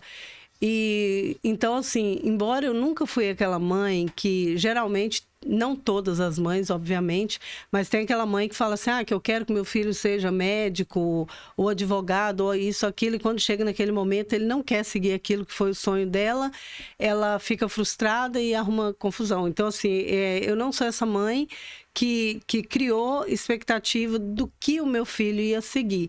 Mas, queira ou não, a gente cria aquela expectativa, sabe? Vai crescer, vai virar adulto, vai para a faculdade, vai terminar, vai... Então, assim, nessa idade, pela idade do meu filho, já era para ele ter terminado a faculdade, tá começando a trabalhar, e ele desenvolveu epilepsia e alguns probleminhas neurológicos e teve que parar a faculdade. Eu passei uma barra tremenda com ele e chegou um momento assim que eu entendi que aquele filho de antes de desencadear estas enfermidades, aquele filho que eu criei, o filho idealizado que fala, ele não existe, ele só existiu na minha cabeça. Então, aí quando eu falei, as pessoas me perguntaram assim, nossa, por que você tá assim? Eu falei, eu tô sepultando. O luto da expectativa. Eu falei assim, eu tô sepultando o meu filho idealizado. Aí vira essa boca pra lá, você tá trazendo coisas negativas pro seu filho. Eu falei, não, meu filho tá aí, lindo, maravilhoso, do jeito que ele que Deus fez ele, com as experiências que ele tem que viver. Mas o filho saudável, que estaria terminando a faculdade agora, ele foi idealizado por mim. Então, enquanto ele estiver dentro da minha cabeça, eu não vou seguir adiante. É como o pai e a mãe etílica dentro da psicanálise, né? O analisando, ele não teve aquele pai e aquela mãe, mas idealiza aquele pai e aquela mãe, quer de qualquer forma aquele pai e aquela mãe, não sepulta essa expectativa. Exatamente. Aí vem a teoria do Freud, que é a mãe desnecessária, né? A mãe desnecessária é maravilhoso. Por quê? É enterrar a mãe. Exatamente. Aí a pessoa falou, que horror, mas como assim enterrar a mãe? né? Até quando você vai viver com essa mãe etílica? Né? O meu filho, né? Ele viveu uma experiência semelhante comigo, porque assim, eu sou aquela pessoa que a minha idade mental ela é inferior à idade do RG, entendeu? Não que eu tenha problema com a minha idade, não. Perguntou quantos anos você tem? 47, não tenho problema nenhum em dizer. Mas dentro da minha cabeça, a minha idade mental ela é um pouquinho... mais baixa. Tamo junto. E aí, meu filho, aí já eu tenho uma sobrinha. A gente tem a mesma idade. Eu tenho uma sobrinha mais jovem do que eu, 2 anos, e ela é aquela pessoa, assim, aquela mãe adulta, aquela mãe com postura de mãe mesmo. Aí, quando o meu marido faleceu, ela veio para minha casa e ficou 3 meses comigo, me acompanhando, assim. Aí já entra naquela história do acolhimento, né? Ela me acolheu 3 meses, durante os 3 meses seguintes. Aí nos primeiros dias, meu filho olhava para ela e falava assim, você tem certeza que ela é a sobrinha, você é a tia? Eu falava, sou. Aí ele falava assim, mãe, mas não parece que ela que é a tia, porque ela tem postura de mãe, você não tem. O que é postura de mãe, gente? Botar um avental e abrir a massa do pão? Aí eu falei pra ele assim, meu filho, desculpa, é o que eu sei ser. Deixa eu ver no manual de mãe aqui, deixa eu ver que página que tá esse aqui, que eu tenho que ser essa mãe aqui, cadê? Eu sou aquela psicanalista, eu dou corte lacaniano na pessoa, né? Quando a pessoa fala, porque minha mãe não é o que eu espero. Eu falei, mas como que você esperava? Né? Aí... Da mãe. Torta no forno? Exatamente. Né? Aí eu falei pra ele assim, meu filho... É a mãe que eu sei ser. Aí, só que eu sou aquela mãe assim... eu limpo a casa, faço a tarefa do dia a dia e não fico atrás. Deixo eles lá livres pela casa fora. Aí a minha sobrinha já é um pouco mais rígida. Tira o copo daí e coloca na pia. Lavou, sujou, lava. Vai arrumar sua cama. É uma mãe mais enérgica. É uma mãe mais enérgica. Aí quando tinha 3 dias que ele estava lá, ele falou assim, mãe, continua sendo a mãe que você viu? Sepultou rapidinho. Tá vendo? A mãe idealizada. A mãe idealizada. Nem sempre é o que você quer. Né? Tem aquele caso da Baby, da Baby do Brasil, que antes era Baby Consuelo, que ela tem, acho que 5 filhos, né? 3 meninas. E uma delas, eu não lembro quem foi que fugiu de casa. Acho que foi a Sara, não lembro. Ela fugiu de casa para ver se a mãe notava a falta dela. Fugiu. Aí passou 3 dias, a mãe dela não foi atrás dela, Baby sendo Baby. Aí ela falou assim, não é possível que minha mãe não tá atrás de mim, não chamou a polícia, nada. Aí ela ligou pra casa. Aí a Baby atendeu. Alô? Ela, oi mãe, sou eu. Ela, eu quem? A filha tal. Ela, oi. Tudo bem? Ela, eu fugi de casa. Ela, quando? Ela, você... não é uma mãe, você não nasceu para ser mãe. Você devia estar com a polícia atrás de mim. Eu fugi para ver se você sentia minha falta. Ela, fica aí até quando você quiser. Quando você quiser voltar para casa, você volta. Ela desligou, ela falou assim, chocada. Eita. Cadê aquela mãe? Cadê aquela mãe desesperada, aquela mãe louca, aquela mãe que dá escândalo, que dá barraco quando... Até ela entender que a mãe dela era atípica, ela teve um luto dessa mãe. Pois é. Entendeu? Até hoje, talvez, eu não sei. Só ela pode, se um dia chegar nela, só ela pode dizer se ela ainda espera essa mãe. Mas ela nunca será. Né? Nunca será essa mãe idealizada. Né? Eu acho que todos nós passamos por isso em alguma fase, né? Porque a gente vê os pais da gente como super-heróis, pessoas... potentes em tudo, que não tem defeito. Aí quando você vai crescendo, que você vai vendo o defeito do seu pai e da sua mãe, dá aquele choque. Eu já sabia que era tudo doido. Eu já não tive esse choque, não. Não, eu tive. Você teve? Eu não tive. Eu tive choque. Porque assim, meu pai era pastor. Meu pai era pastor, então. Minha mãe mulher de pastor, então eu tinha aquela visão idealizada de pessoa que não erra, que não faz nada de errado. Aí, à medida que eu fui crescendo, que eu vi que eles eram seres humanos normais, com qualquer um, eu falava assim, como que meu pai não é mais... Eu já ficava em choque quando eles faziam alguma coisa boa, diferente. Olha só, você vê como a gente está no oposto. Então, meu pai, assim, dentro da capacidade humana dele, ele fazia o que era possível para ele ser um homem de Deus. Mas eu olhava e falava assim, gente, mas ele... É humano. Mas ele... ele faz isso, entendeu? Ele não é um santo perfeito. Aí eu entrei em parafuso. Quantos anos você tinha? Eu tinha uns 14 para 15 anos. Também é uma forma de luto. Né? É uma forma de luta. Aí eu fiquei um tempo assim, em choque, decepcionada, e até entender, assim. Aí eu conversava com meus irmãos e tudo. Aí eles falavam lá de Davi, sabe? Tipo assim, você acha que Deus escolheu ele porque ele era perfeito? Olha, Davi fez isso. Aí mostrava aquelas coisas cabeludas que Davi Os próprios apóstolos, né? Não foram Né? escolhidos por serem santos, né? né? Eles foram escolhidos justamente por não serem santos. Na verdade, tipo assim, uma forma de Deus mostrar que, tipo assim, que ele amou incondicionalmente, que se fosse depender da nossa perfeição, é pela graça, é uma forma dele mostrar. Ali tinha ladrão, tinha assassino, tinha tudo ali, Judas, tinha tudo ali. Né? Então, com quem Jesus andava? Né? Com quem Jesus caminhava? E por que ele foi... Né? O que aconteceu, o que aconteceu. Exatamente. Por pensar diferente, por trazer coisas diferentes. Exatamente. Não é? Então, assim, se a gente olhar o que é santo, né? O que é santidade? Né? O que é santidade? Então, santidade é tudo aquilo que você faz tudo de coração, é o servir, né? Então, o que você faz é muito bonito mesmo, porque você está servindo a pessoa no momento mais difícil da vida dela. Que é quando ela, dentro da cabeça dela, ela perdeu alguma coisa. Ou ela está fazendo uma transição brutal. É uma transição brutal. É uma transição brutal. Né? Vamos dizer assim, é uma transição brutal. Não importa do que seja. Né? Não importa do que seja. É igual eu falo, né? A nossa vida ela é feita de perdas aqui, né? Porque... o próprio nascimento já é uma perda. Vai transição, sabe? né? Você tá ali no quentinho. útero quentinho, você não precisa de fazer nada, né? É alimentado ali só de boa. Pelo menos a gente não lembra de nada, é o que parece, né? É o que parece. É o que parece. Aí você tem que passar pela dor do parto, porque as pessoas acham que é só a mãe que sente dor ali, né? Mas o cara pro neném também é traumático, frio e tudo, né? Frio. Provavelmente ele sente ali a pressão da saída. Sim. Né? Ou de ser arrancado para fora. A fórceps, às vezes. Cesariana também. Temperatura. Né? Temperatura. Não, inclusive, uma coisa assim, não tem nada científico sobre isso, mas depois que eu comecei a estudar tanatologia, então eu sou uma pessoa muito curiosa que eu observo tudo sem imaginar na vida, assim. Às vezes estou conversando com você aqui e ao mesmo tempo, paralelamente, minha cabeça está com outra coisa aqui.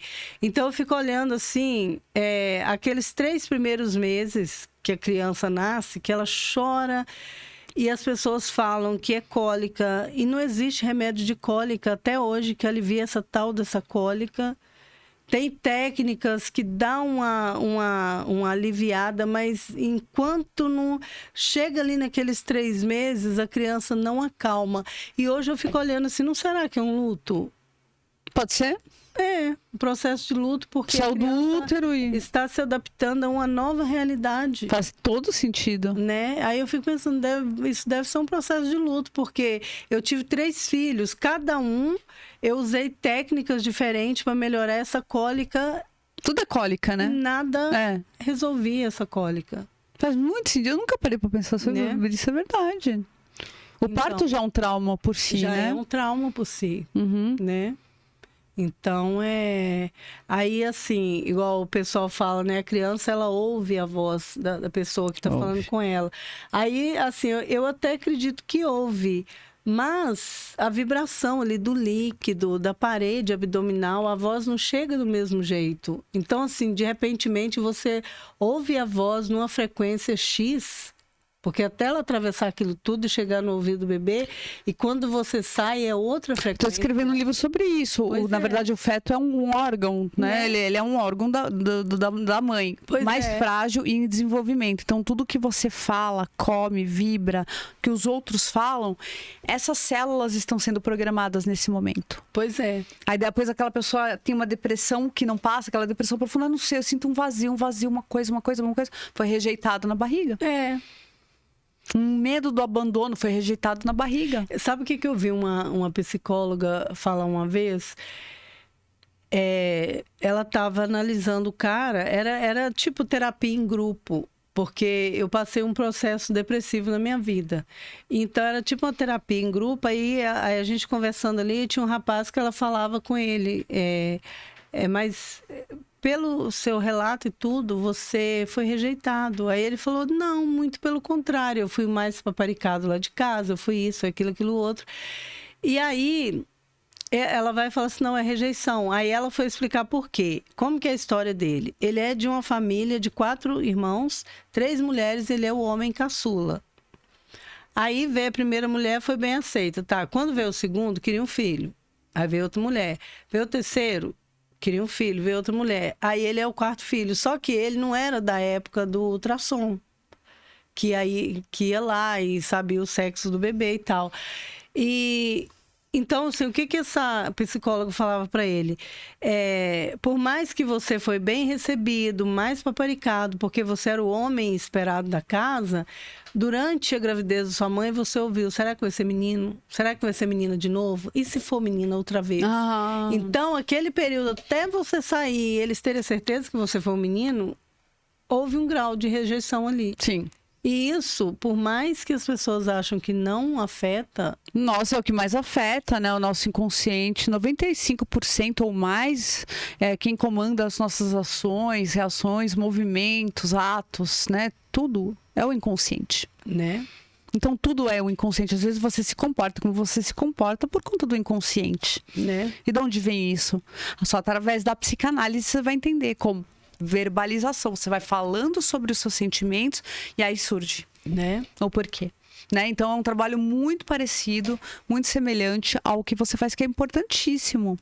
Pois é. E como é que você atua? Então as pessoas te procuram? Então, enquanto eu estava no Japão atuando nessa comunidade, né? Eu ajudava sempre que o padre me encaminhava alguém, certo. Conversava, passava. E a tanatologia, ela é assim, igual eu tô te falando, ela não substitui a psicologia, nem a psiquiatria. Ela é apenas um complemento.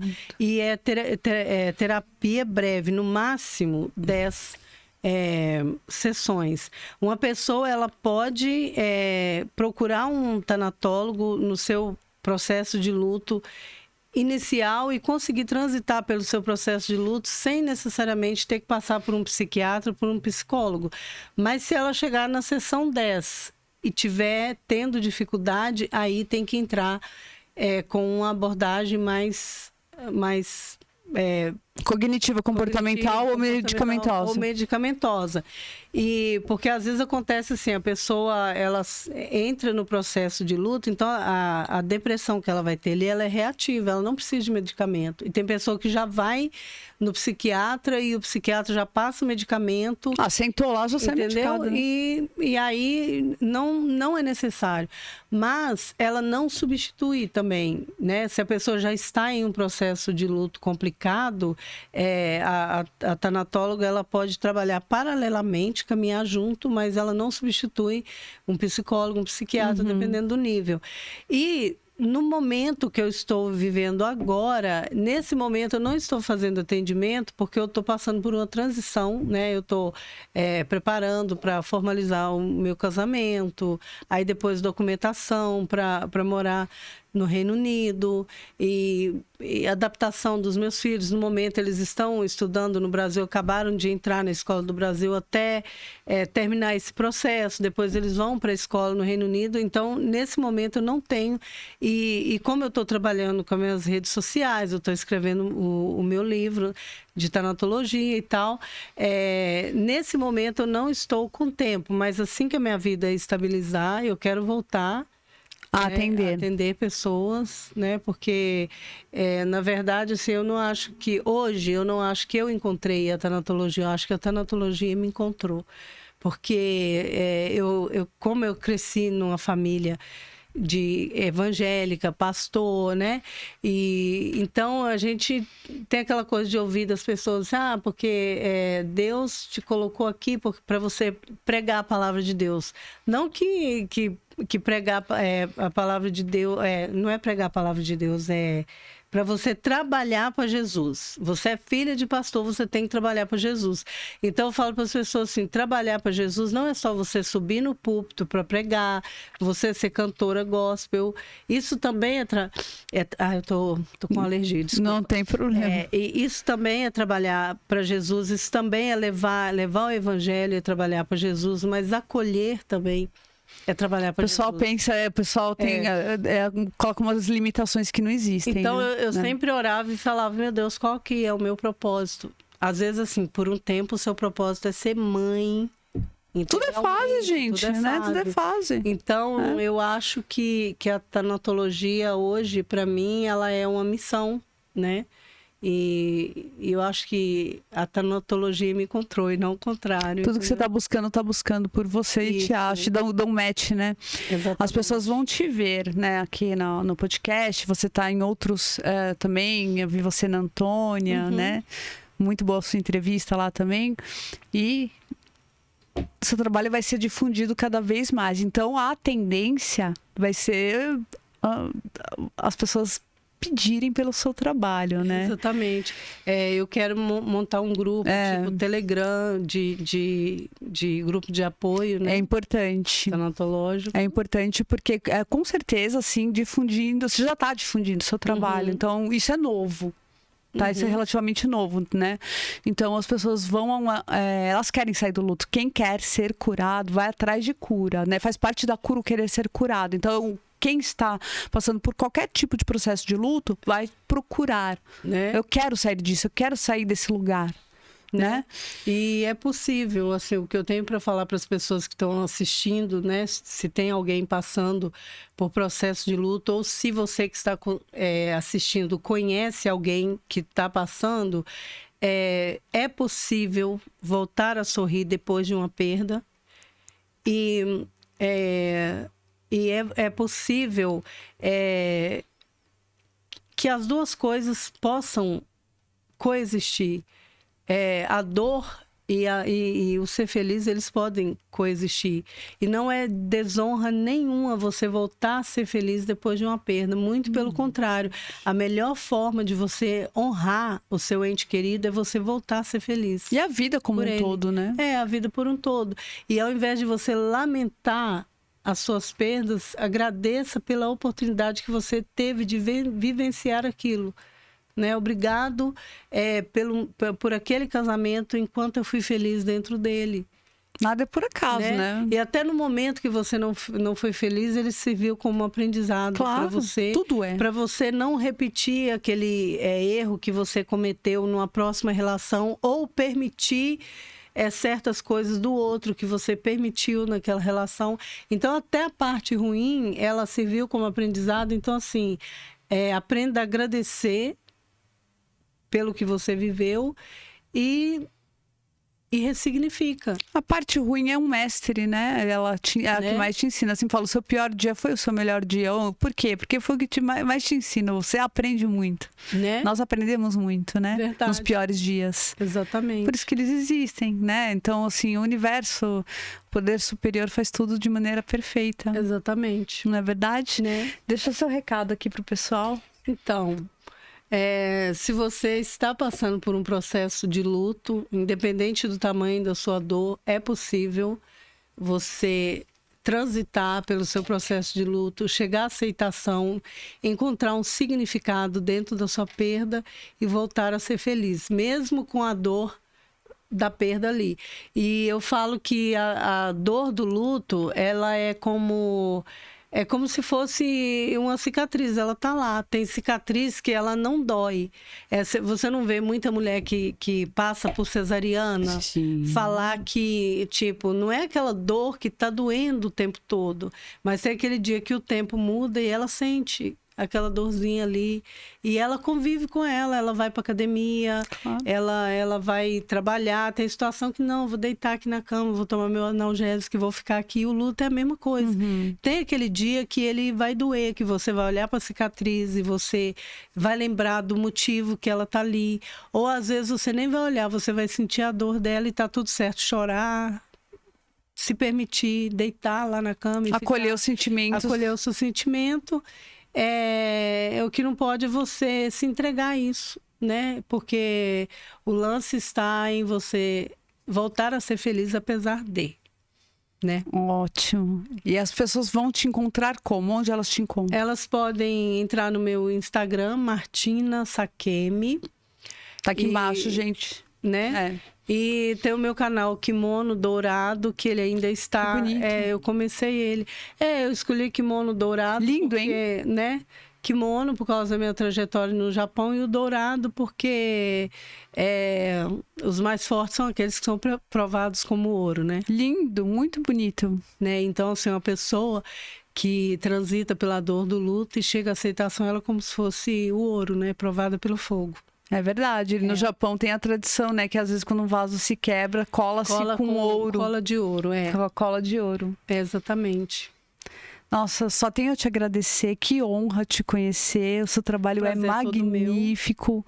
O mundo precisa de pessoas como você. Muito obrigada. Com certeza, toda a sua trajetória não foi em vão. Até a sua estadia de tantos anos, 26 anos, né? De Japão, te ensinou muito. E você teve que trilhar os caminhos, todos esses caminhos para ser quem você é, para poder entregar essa missão para quem precisa, porque não é fácil passar por um luto sozinho ou sozinha. Não. E você faz um trabalho maravilhoso. Muito obrigada. Eu quero te agradecer por você existir. Também quero te agradecer por essa oportunidade. Nossa, muito obrigada por estar aqui, de verdade. Obrigada pela oportunidade. Quero agradecer meu marido, né? Sim, que com certeza. Tá me dando todo apoio. Pessoas maravilhosas. Né? E a Thaís também. Sim. Os dois estão sendo meu ponto de apoio para essa nova trajetória na minha vida. E conte comigo, viu? Né? Muito Pode obrigada. contar comigo. Muito obrigada. De nada. Gente, esse foi um Tralalá muito especial. Eu espero que você encaminhe isso para alguém que está passando por uma transição, né? Uma fase, um luto, ou se for você mesmo.